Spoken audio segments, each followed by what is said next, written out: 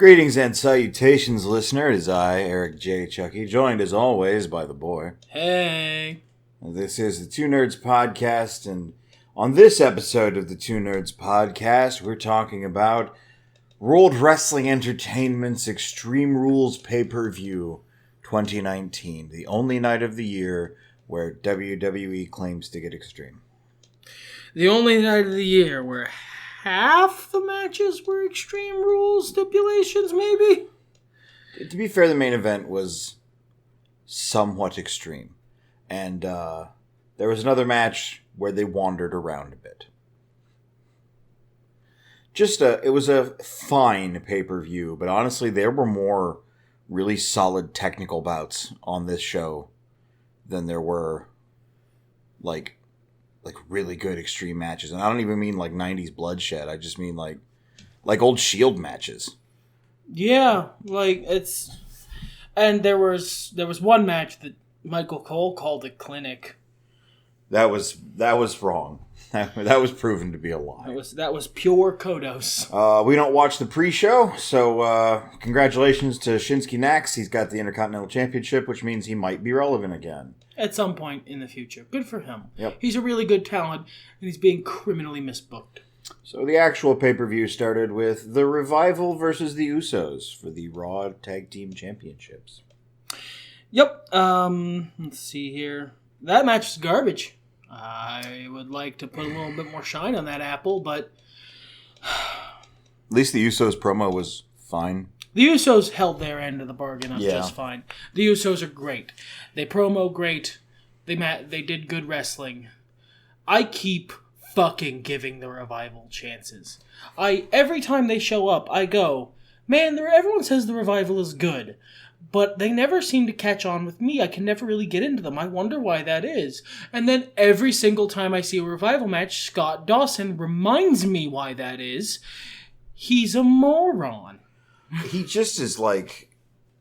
He and Lacey Evans should get together and then leave. No, because Lacey Evans is new. Yeah, Lacey Evans is green. Jesus. Lacey Evans has a lot of potential. I see good things in her future. Scott Dawson's been around for a long damn time, and he's still fucking up really easy spots all the time. He botched like 7 things that I noticed. And I'm going to be honest, I wasn't watching that closely. Now, preface all of the things that I say that are criticisms of pro wrestlers. Yes, of course they're better pro wrestlers than I am. But again, as I've said before, that's not the bar you should be aiming to clear. I mean, try to be as good as those around. And be as good as fucking not Dasher Hatfield. And we will... Or be as good as Dasher Hatfield. Fuck. I mean, there's Dash Wilder's better. Yeah. Honestly, I think... Than Scott Dawson, not than Dasher Hatfield. No. But Dash Wilder's just fine. He's about a Michael McGillicuddy. He's about one. What is it? What is his name? Something. Curtis Axel now. No. Like his actual name, Doug Henning. Some Henning. But he's about one Curtis Axel, one Michael McGillicuddy. Scott Dawson is just he botches more than Sin Cara, man. Yeah. And this might not matter as much, but as you pointed out, and I believe I've said before. Their gimmick is that they're the brainbusters. They're totally the brainbusters, you guys. Yeah, they're clinically sound, technical wrestlers. No flips, just fists. They're supposed to be... Their whole gimmick revolves around them being really, really good at pro wrestling. And having no time for frou-frou bullshit. If you're going to step up and put your jock on Arn Anderson's name, you need to be able to fucking live up to that. By the way, if you go to WrestleTees, you can buy an Arn Anderson t-shirt. We're not in any way sponsored by them, but I love Arn Anderson, the end. He's never had t-shirts before, earlier this year, when they fired him, so he went to WrestleTees. Look, we could fill a whole podcast with all the things the WWE's doing wrong. Oh, sure. We just got talking about brainbusters and anyway, they're not good enough to be if you want to not be a joke, and I don't believe they are. I've never seen their gimmick indicate that. How they're treated. I mean, yeah, the Usos kind of clowned on them like old Edge and Christian days, but up until then and following that, they haven't been a joke. So, you know, you have to be at least as good as the people you're trying to get play on. And it wouldn't bother me as much. They're fine. They're a mediocre, mid-tier tag team. They do their job. They're credible with the titles. If they weren't hailed by so many people online as the next brainbusters, as legit top dudes who are really good at their job, I wouldn't be as mad. And that's not their fault, I guess. But you can't... What matches are these people fucking watching? Well, and at that point, if these matches still exist, and I doubt it, because every time I see them, they don't do a very good job, you get into that Homer Simpson and the cooked pig point.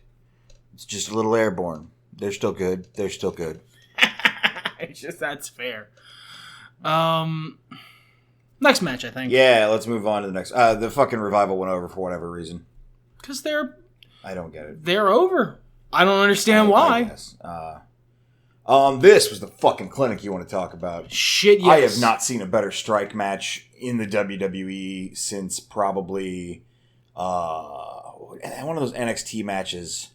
Shinsuke and Finn Balor? Finn? Yeah, Shinsuke Finn is where I was going to go. This was Aleister Black and Cesaro. Yeah, okay, which makes what you said before completely unsurprising because those are two top guys. Yeah. Aleister Black and Cesaro are incredibly talented. The promo series they had before this was a little weird. It was like... It wasn't even a series, man. It was just Aleister Black for like 5 weeks in his bedchamber. And then one promo with Cesaro. It was like, I'll fucking fight you. I know that's not his accent. They said fight so many times, it lost all meaning, and there was like a weird sexual tension undertone.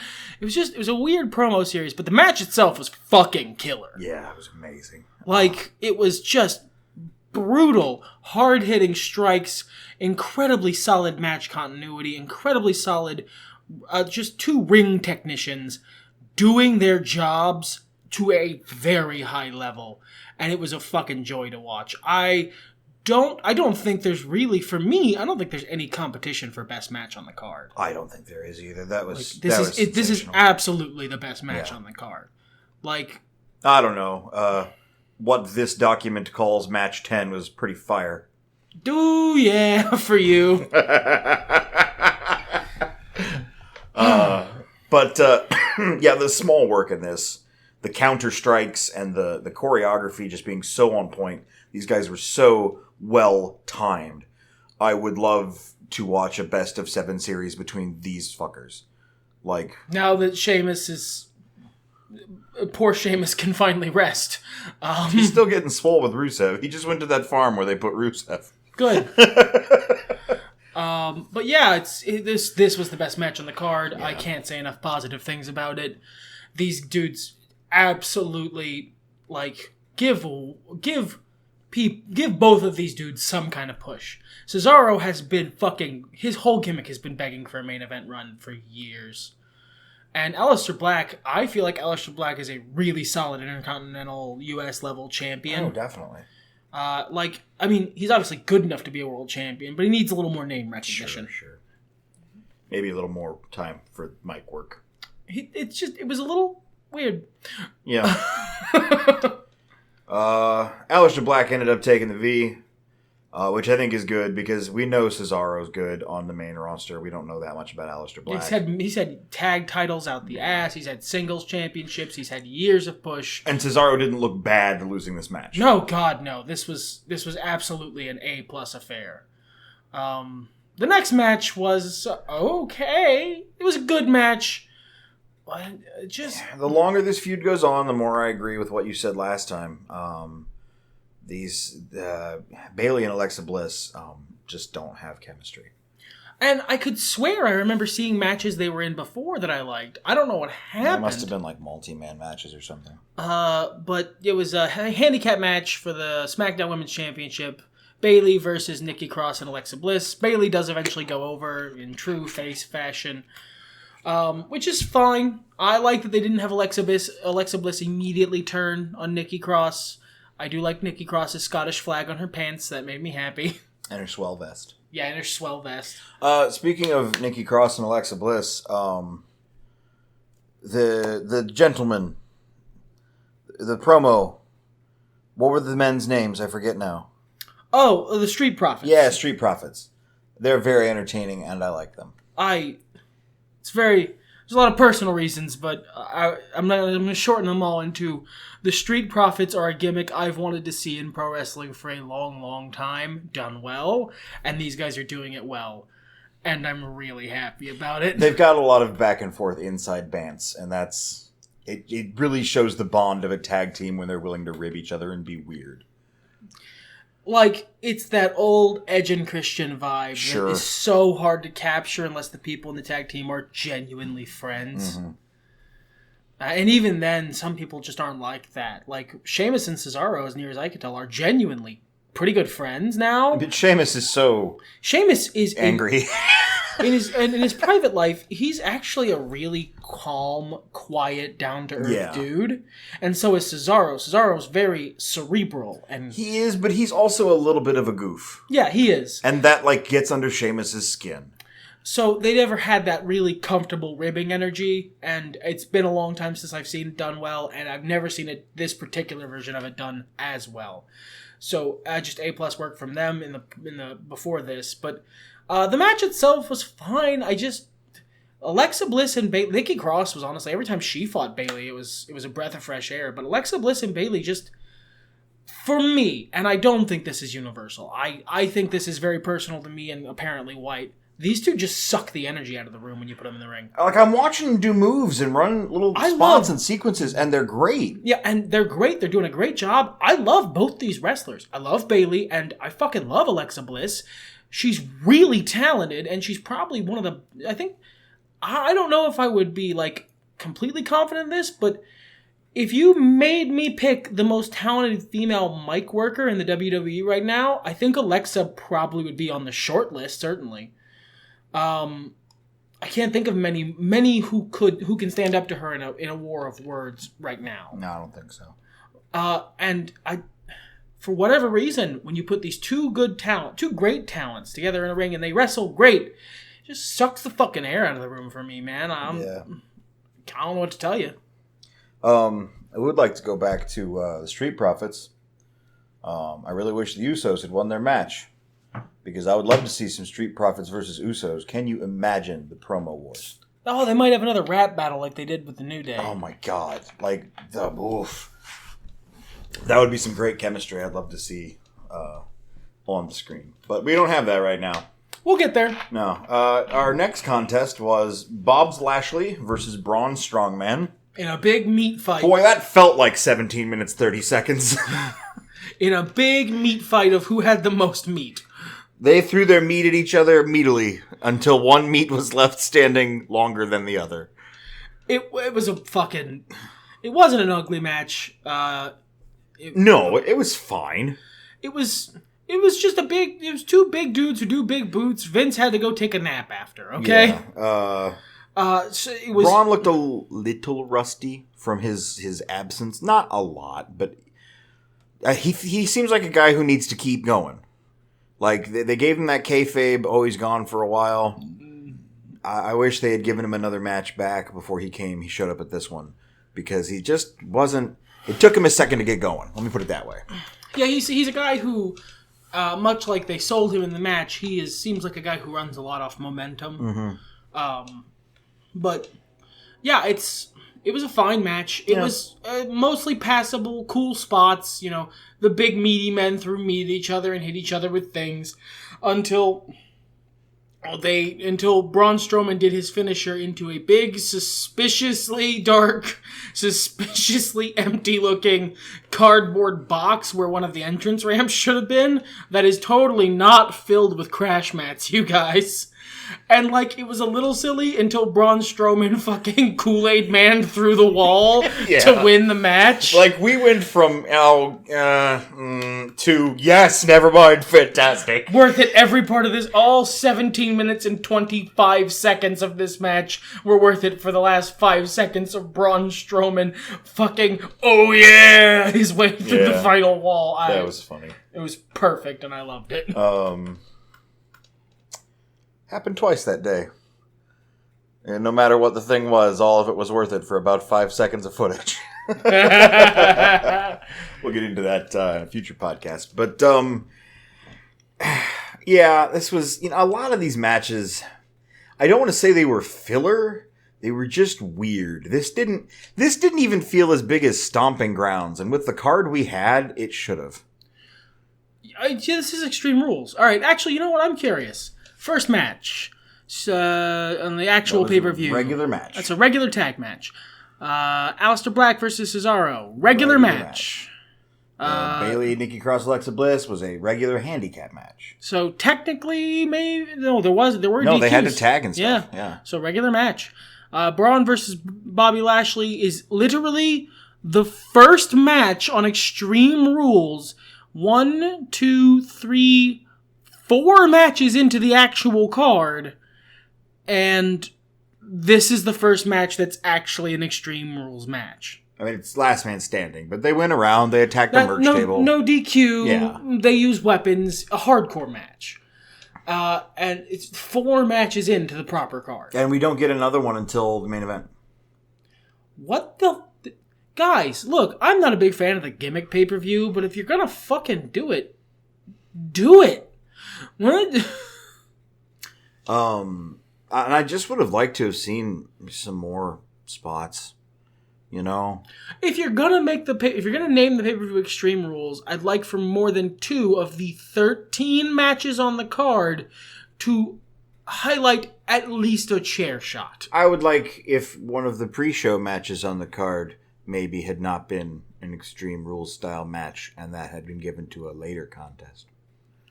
Yeah, well, the pre-show doesn't count. Kofi Kingston versus Samoa Joe. That would have been nice and extreme. But, yeah, that would have been... Samoa Joe would have done good things, but... Oh my god, Joe is so good. The pre-show doesn't count, so whatever. Yeah, nobody cares about what happens on the pre-show. Anyway, let's move on to a triple threat tag match that I was also a little underwhelmed by. It was good.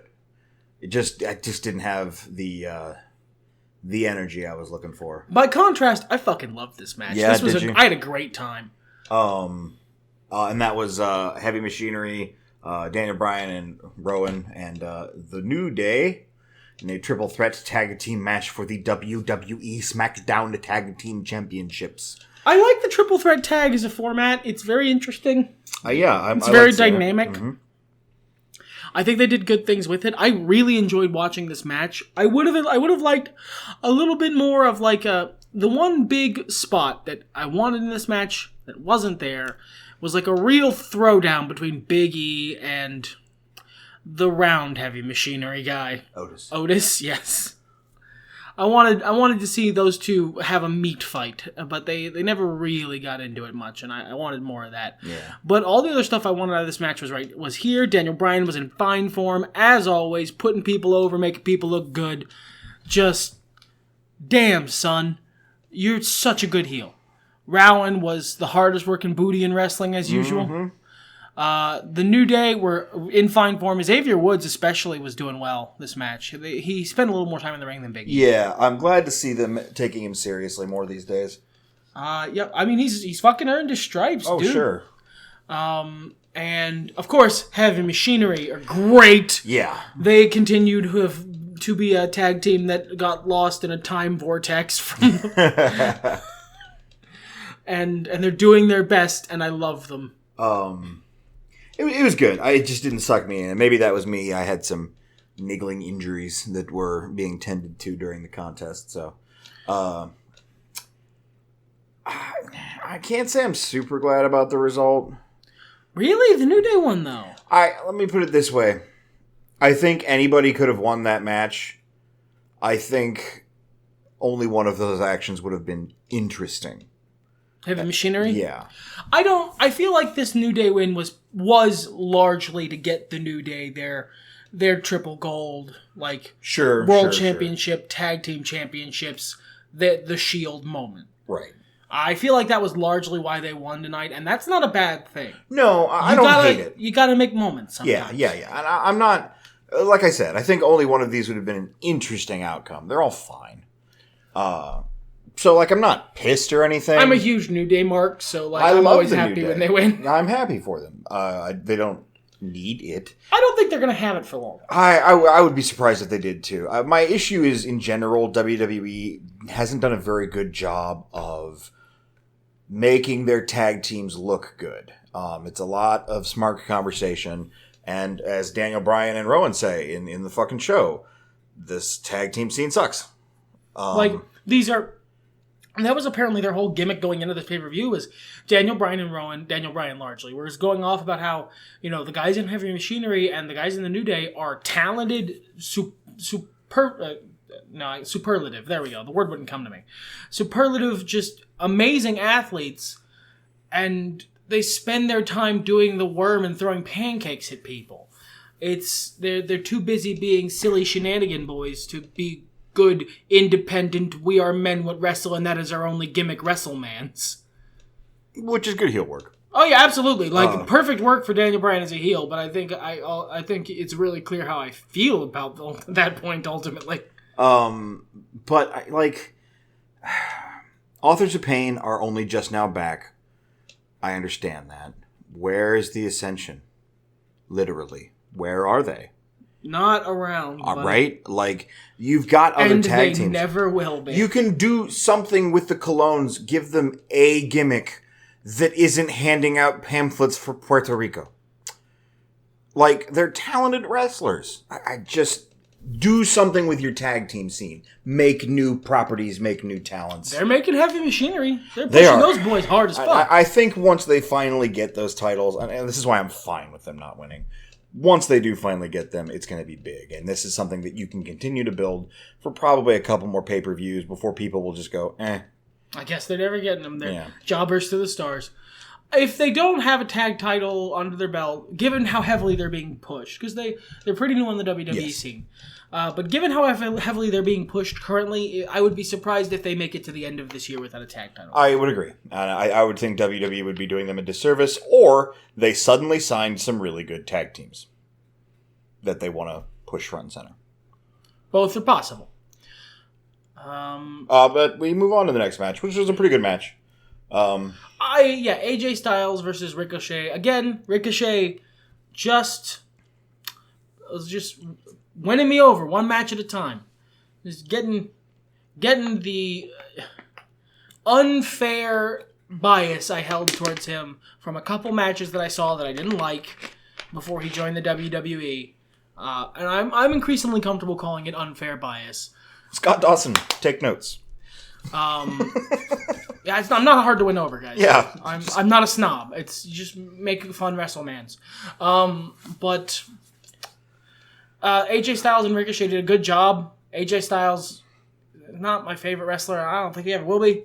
I'm glad the club is doing stuff. Yeah, this is a good use of your AJ Styles. Doing Ersatz Bullet Club with the Bullet Club members who are here is smart. That's smart. Yeah. He won this match, and I think that was the right call. The more gifts we can get of eating your fruit snacks after slanging your mom, yeah, the better. After laying that deep pipe, just powerfully staring into the snack cupboard.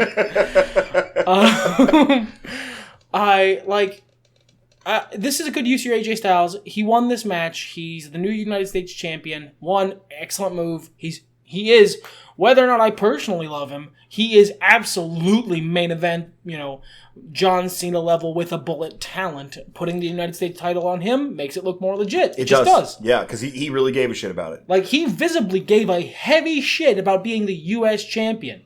To kind of throw some shade on a wrestler, I think that's no secret to the listener I like a lot more. Roman, this is what you do with the U.S. title. You don't carry it around like it's punishment detail, dickhead. But yeah, and I feel like this is the right win. I feel like Ricochet is going to come out of this feud with a win, or at least he should. He should walk away from this U.S. champion, and AJ Styles should, with the club, bounce on to the next AJ Styles in the club thing. But that doesn't have to be the next match. I would be comfortable giving it 2 matches where Ricochet is, Dusty Rhodesing it up, just running up at the heel and getting screwed over, running up at the heel and getting screwed over. I wouldn't mind seeing a stable at the end of this on Ricochet's side. Yeah, he gets some people to even the odds. Yeah, because we've got Finn Balor losing to Shinsuke Nakamura. I wouldn't, Finn Balor is his original Bullet Club persona. They could turn him heel on that, send him over there to the AJ Styles team. I don't know who's on what show anymore because of the fucking... It doesn't matter. The Freebird rule. It just doesn't matter. It doesn't matter anymore. They're pretending really hard that it does. But, yeah, get those big numbers up, and then Ricochet's got to get his numbers up and find some allies. Maybe it could be the Colognes. It's not going to be the Colognes. I wasn't going to burst your bubble. No, it's on to your favorite match of the night. Yeah, this was 17 seconds of pure accuracy. Kevin Owens, I can't say curb stomp because that's a literal WWE finisher. He clowned Dolph Ziggler. He Stone Cold stunned him. Kevin Owens stunned him. Yeah. And that was the match. He hit him with the stunner and he won. Like, Kevin Owens is just... from what you said, and correct me if I'm wrong, White told me this at the time because I don't follow this stuff, is Kevin Owens was meant to come back as a face and then someone got injured, so He did. He came back as a babyface. He had promos leading up about he's just a man's man, he loves his kid. And then he got in with the New Day when Big E got injured. That's when he was Big O. And they had to turn him heel. They turned him heel because Daniel Bryan got injured and couldn't do the return match against Kofi Kingston. So they needed someone for that. But this is the face turn back started a week or 2 ago. Which is, look, long have we sought for someone who can carry the torch of Stone Cold Steve Austin. He started using the stunner. That's his actual finisher now. He has been subsumed, possessed by the spirit of the rattlesnake, and now is compelled to fight the resident McMahon. There was a lot of Austin 316 energy in his little mic grab. Yeah, in his mic grab. Like, people have been calling it a pipe bomb. It wasn't a pipe bomb. No, that was very much a... you say your prayers, you get your John 3:16. Well, Austin 3:16 says I just whipped your ass. Yeah. And I want this. Like, there's always been something fundamentally dangerous underneath Kevin Owens. And to be Stone Cold, you can't just be someone who's disaffected. You can't just be a Gen X washout. To be Stone Cold, you have to have there has to be a spark in your eye that makes the audience believe that you might kill anyone in your vicinity at any time. Because for most of his career, he would. Stone Cold would stunner his allies. He didn't stop him. Stone Cold would stunner everything. Yeah, he'd stunner referees, allies, audience members, JR. He was a genuine wild card. He was unpredictable and violent and just a punch in the teeth towards the man, towards the authority, towards someone abusing their power. We have a McMahon doing that, and like the Force, when the dark side rises, there comes a balancing force in Kevin Owens. I feel like they're definitely pushing him in that way, and I really, really like it as an idea. Yeah, and I think it's good booking against Shane McMahon with his best in the world nonsense. And it's genuine shit. That's the other thing, is they're letting him, be on that second layer of kayfabe where he says, whenever you say you're the best in the world, it makes me sick because you're just wrong. You're just not. And you're sitting and you're taking TV time and money from guys who are better than you, who could be getting a career out of this. And it drives me insane. No one wants to see you. The audience doesn't want to see you. I don't want to see you. Go away. And that's some real shit. Yeah, it's good stuff. If you don't know how I feel about Dolph Ziggler, please go back to the Stomping Grounds podcast. Listen to that. Like, comment, and come back here and then like and comment. Because I don't make any money, so circulate the tapes. Anyway. The next match was probably my second favorite match of the night. Yeah, same. Again, no contest. Yeah. It was really good. If the fucking amazing moment that was Aleister Black versus Cesaro wasn't on this card, this would have been match of the night with a bullet. I wish they'd taken about 3 minutes away from Strowman and Lashley and given it to Joe and Kingston. I think that actually is what keeps this from being match of the night. Is it felt like it ended like 4 minutes too soon? Yeah. It'd be like if you were watching an Avengers movie and like at the end of the second act, the Avengers just won. Like just won. Like if it was Age of Ultron and at the end of the second act when they're all split up and they've just gotten whammied by Scarlet Witch and they're having to come back together, Thor just shows up and kills Ultron. Don't worry, everyone. I've done it. You're safe. Asgard or something. He just comes back from his dip in the pool and just murders Ultron. Done. All right, bye.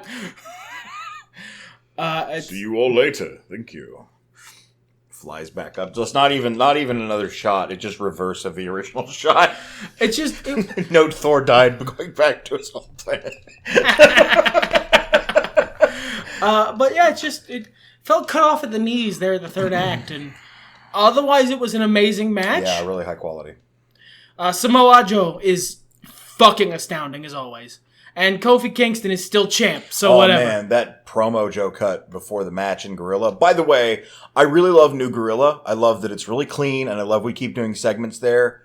Top quality stuff. Yeah, I love that they've kind of pulled back, and you see the Gorilla is full of like that's where Vince is, and like they've done a lot of promos in it recently, and that's cool. I like that. It looks cool. It's a cool place. You hear the music cut, and then that lets the wrestler walk away towards Gorilla in a very purposeful way, which Joe did at the end of this promo. And it just such a good fucking promo. It felt threatening. I loved this match. The end. Let's move on to our main event. Yeah, the main event of... Fuck, take 3 minutes away from this match. Yeah, right? This was 20 minutes? Jesus. It felt like it. God, it really There was did. a lot of wandering around. Yeah, take 3 minutes from this match. Give it to Kofi versus Joe. Seth Rollins and Becky Lynch beat Baron Corbin and Lacey Evans. Spoiler. No, they're Baron Corbin and Lacey Evans. Of course they lost. Oh, my friend. That's not the spoiler alert. I was doing a segue. I know, it's what I was doing back. This is a two-man podcast. We're trying to take my shit.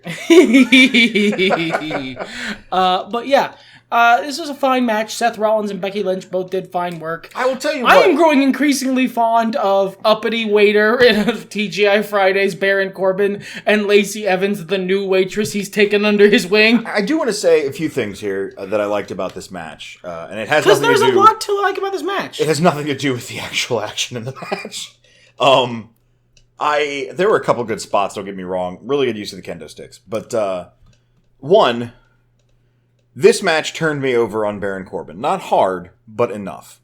Like, after Stomping Grounds, you may recall, I was saying, Seth Rollins doesn't deserve that title.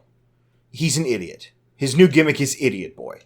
His new gimmick is he got a girlfriend, and every brain cell he had drained out of him. Like, watching the video recaps of, like, yeah, sure, whatever gimmick you want, let's do whatever stipulation, that's fine. Okay, Baron Corbin's win match. Baron Corbin wins. Give title. Give. Don't say that. What are you doing? I mean, granted, yeah, you're right to be cocky. It's Baron Corbin and Lacey Evans. Yeah. Second thing I really liked is that Lacey Evans' investment in this contest was minimal at best. And I like that from a character standpoint. Because, like, late in the match, when Baron Corbin starts getting his ass destroyed, Lacey's just like... I'm just gonna go. She just, like, stares horrified at the ring with Baron Corbin getting his shit pushed in and I'll just leave. I'm going. I got an early morning, gotta get to the next show. Bye. By the way, she did a very amazing, like a hop-up moonsault, like a split-legged, but didn't actually split-leg. On point, hit her mark. Yeah, good job. Mid-air spin. Quality. Again, Lacey Evans will be good. You just got to give it time. And I don't think it's been a secret. I rag on the guy, but I don't think it's been a secret that I kind of love Baron Corbin's PGI Fridays manager gimmick. Like, I don't take it seriously, and it's definitely not meant to be taken seriously. In a vacuum, I don't think he deserves the world title, but at this point, Seth Rollins is so fucking stupid, neither does he. And the entire time, we were brainstorming ways... How can we keep the title on Becky Lynch, but take it away from Seth Rollins? This gimmick here it's a mixed tag match. Yes. Winner take all. It's for both titles. Whichever team wins gets both titles. to the appropriate gender, not swapped. There's Baron Corbin Women's Champion. There's money in it. Vince will do it. That's Vince will do it. Don't get me wrong, but that wasn't the gimmick here. But yeah, this was a fine match. Seth Rollins ultimately got the pin against Baron Corbin because Baron Corbin did a wrestle move to Becky Lynch, which activated Seth Rollins' Berserker mode. I think they just earned it. Because Becky Lynch is tough. Yeah. But, they'd taken a lot of damage through the match, and it was one of his finishers, so that's fine. He did one of his finisher. He did a signature move, and it was late in the match, and he got her from behind. He snuck up on her. They didn't bury Becky Lynch. I ultimately wanted Becky to get the pin because then Becky Lynch has technically won the WWE Universal title and then let her boyfriend have it, which is way better because she's clearly the cool one in this relationship. God, yes. And that's in character. They're pushing her as the cool one. Yeah. He's a moron. He's the goober, she's the cool one, and I like that dynamic. They won eventually, good for them. Yes. But before they could have their fun celebration as a couple, as the champion couple, which I did like, the Streak Knight arrived to right a wrong. I wasn't sure he was actually going to cash it in. I thought he was just going to come down, beat up everybody, then take his briefcase and be like, "Bye, y'all. I got cows to suplex." But no. Brock Lesnar is your new WWE Universal Championship. He came and got his binky back. I also really wanted him to just blast Seth Rollins in the balls really hard. Just walk in and just punch him right in the dick. Yeah. His perfectly normal dick. But look, I don't like Brock Lesnar as champion. Me either. But Seth Rollins' gimmick is he's a moron now, so maybe take the title off him until you can kind of give him a soft reset and he gets to be smart again. But it was Extreme Rules. They were in Philadelphia. Paul Heyman was going to get his. That's smart. Isn't he in charge of Raw now? Yeah. Yeah. I mean, let's be fair. Brock Lesnar is in charge of the WWE because everyone answers to Vince and Vince answers to Brock. Because Brock makes Vince money. Yeah. Look, Vince has an ego. There are things Vince will not take, even if it will make him money. But, generally, bad booked wrestling isn't on that list. He will book the worst wrestling in the world if people buy tickets to see it. Yeah. And this wasn't a bad show. It was mediocre. It was better than Raw. Yeah. It would have been a superlative Raw. I got the word back. I wish they'd done an actual 24/7 championship spot.